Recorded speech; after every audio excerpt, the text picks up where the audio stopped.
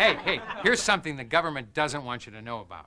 All right. About 3 feet in front of every single person, right out in the middle of space, is a little hole about that big that leads right from there right into the U.S. Mint. And all you have to do is reach into the little hole and ooh, I missed it. Let's try it again. Ooh, yeah, there's a coin, and there's another one. Oh my gosh! And that really is fresh. You can still smell the mint. I'll keep those.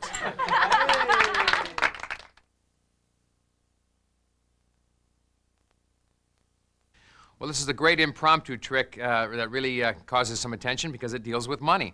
Now, I use half dollars. They're just big and they're visual. If you have smaller hands, you can do it with quarters.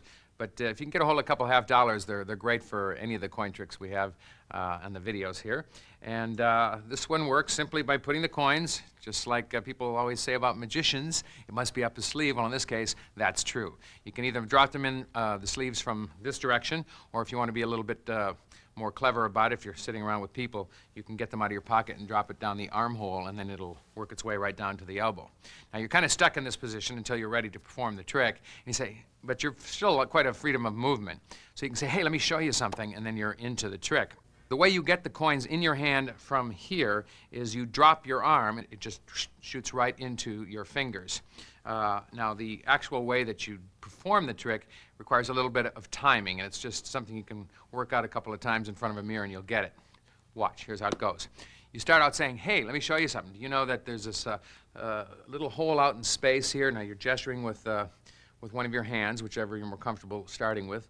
And there's a little hole that goes right from there into the Denver Mint. Now watch. And all I'm doing at this point is I'm constantly reinforcing my hands are empty by gesturing, so they don't think you had them in your hand. It's at the start. You say, watch. All you have to do is you reach out and you know, just like you see right there, you see a coin floating in space. You reach out and you grab it. Now, as you go to grab it, you notice what happened with my left hand. It went down to get the coin. So that movement happens as you grab and say, oh, doggone it, I didn't get anything. I must have missed. So then you reach up with this hand, and same thing happens. As this hand goes up, this hand drops to your side, the right hand gets the next coin. You go, wow! And you simply move it from your fingers. Just slide it up with your thumb right up to the tips of your fingers. Doesn't have to look very clever or anything like that. You're just reaching in the hole and grabbing a coin. Say, wow, and then appreciate that for a second. Say, let's try for another one. You bring your hand up and just work it to the tips of your fingers like that.